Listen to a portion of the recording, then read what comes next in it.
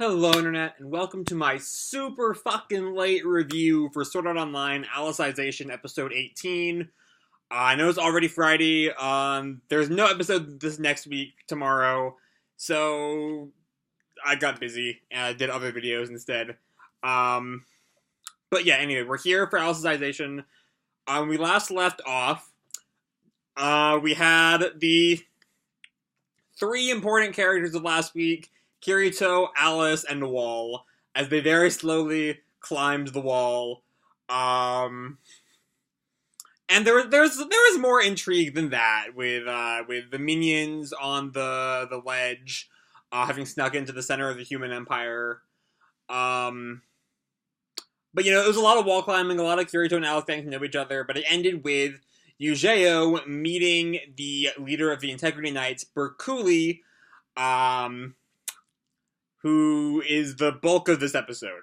So let's jump right on in. Before we even find out that he's Bercouli, the hero of legend from Brulid's founding myths, Bercouli gives us a little more of the hierarchy of the knights, and we get another mention of the Prime Senator, who will come in a big way by the end of this episode, and I'm going to talk about that in fairly big detail later on.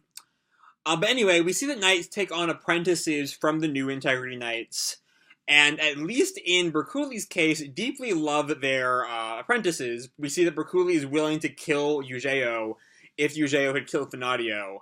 And one of the really great things this episode does is really solidify that the Integrity Knights are not just, mindless killing machines.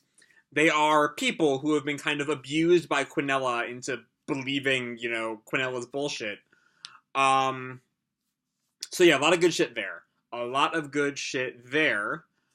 Then we have this really interesting bit, when they get into initial battle stances, and Bercouli notices that Eugeo's stance primes him for a continuous attack style that only really the Aincrad style uses.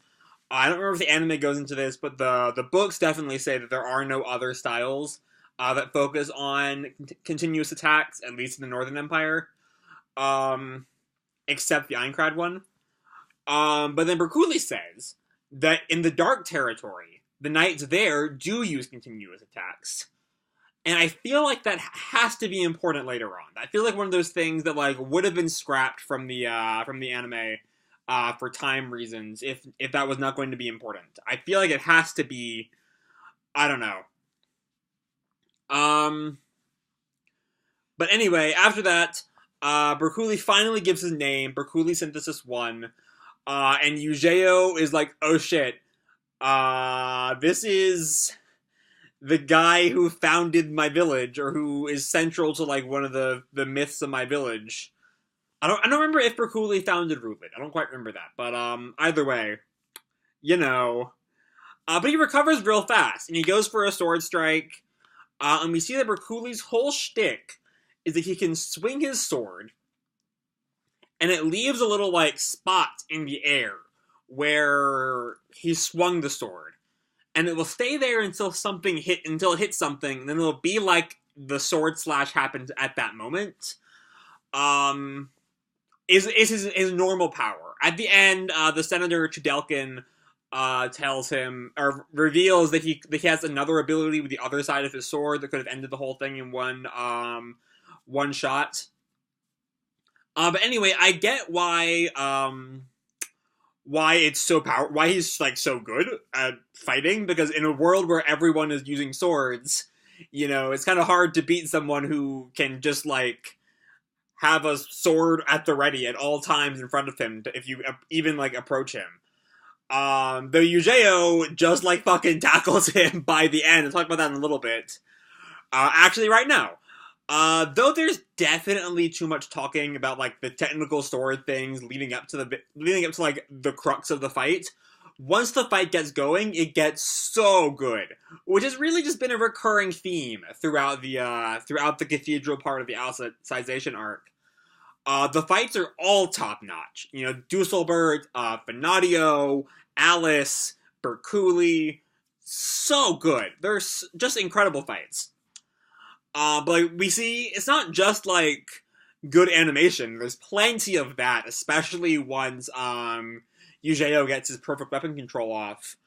But also, we see him like tricking Bercouli into thinking it's going to be a long range battle by him doing the whole like the normal version of his weapon control, as it like the field of ice runs at Bercouli, but then Eugeo runs at him and throws the sword at the ceiling and creates a fake ice sword so that when the sword shatters, Bercouli thinks he's like weak, and then he gets the sword and uses the ultimate form of his perfect weapon control. We get a flashback about that.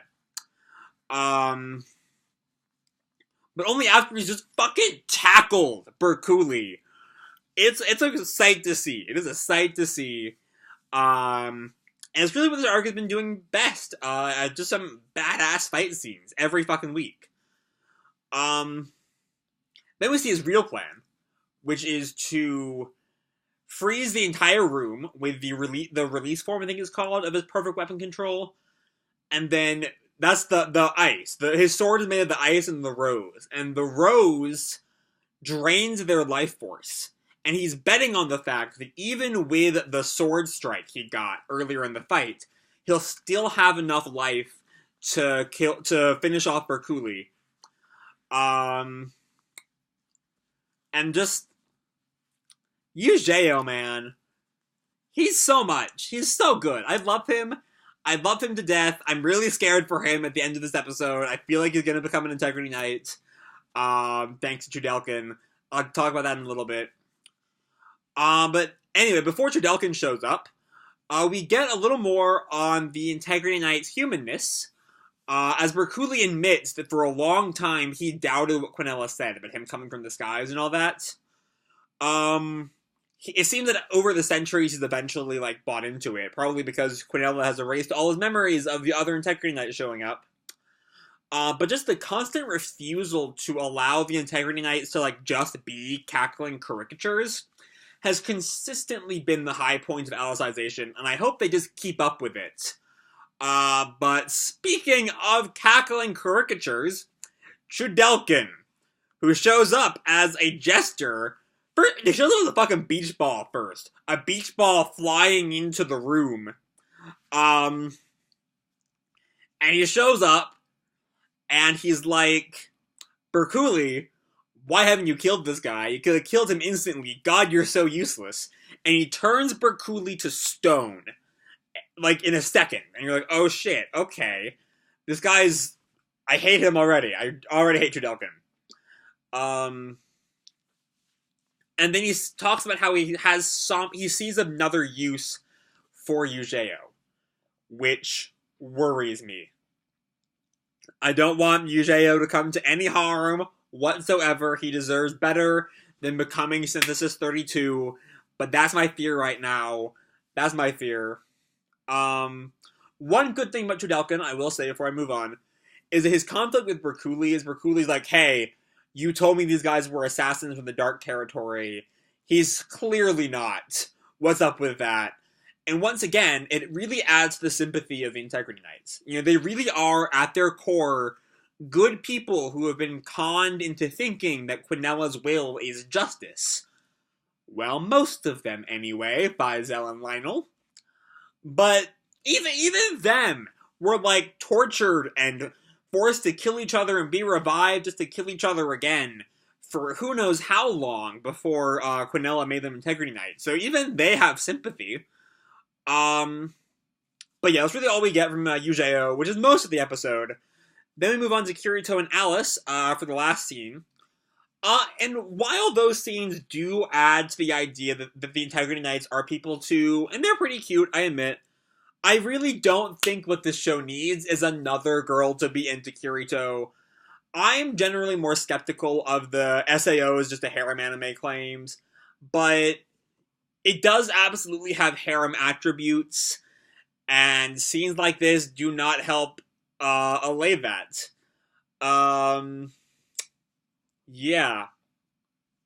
Not a big fan of... I hope that's not where they're going, primarily because I don't know. I don't know. I'm just not really a fan of that idea. I think, for one thing, Kirito has a girlfriend who he's fiercely devoted to.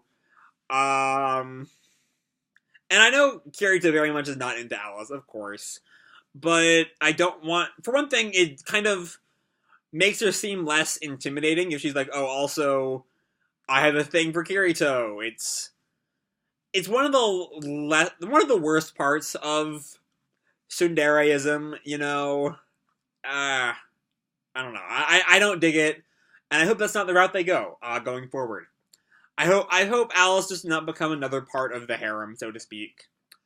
But anyway, after she like heats up the steam buns, Kirito mentions like, oh, of course, because you're Selko's older sister, accidentally, and Alice has just like the faintest vision of Selka, which like she remembers just enough to allow Kirito to like tell her about her real past. And like she's all like, oh, but if I detect any sort sense of a lie, I'll kill you right now. And with that, the episode ends. Which, given the next week is called Recollection, I imagine that's where we're going from here. But this episode was kind of a mixed bag for me. The action sequences are still phenomenal. Really, all of the fights of the Cathedral arc are really some of the best I've seen in anime in years. They're so good. But there's just so much exposition. Like, most of it's important, you know, especially the stuff with, once Eugeo has gotten Bercouli frozen. That all stuff is really good. But I wish there was a better way to convey just all that technical sword stuff. There's just too much there. Then we have the Prime Senator, who has broken our streak of mostly genuinely sympathetic antagonists that we've had since Rios died. But still, the fight, however brief it was, between Bercouli and Eugeo was super good, as was Eugeo trying to get Bercouli to remember his past. All of that was real good. But yeah. Next time, Kirito tells Alice about her past, while Chudelkin turns Eugeo into an Integrity Knight. Maybe. I sure hope not. But yeah, I'm gonna leave this video off here. Hope you all enjoyed the video and the episode itself. If you did, feel free to drop me a like, or subscribe, or do whatever the fuck you want. I don't really care. And as always, people, keep kicking ass, and I'll see you in the future. Bye!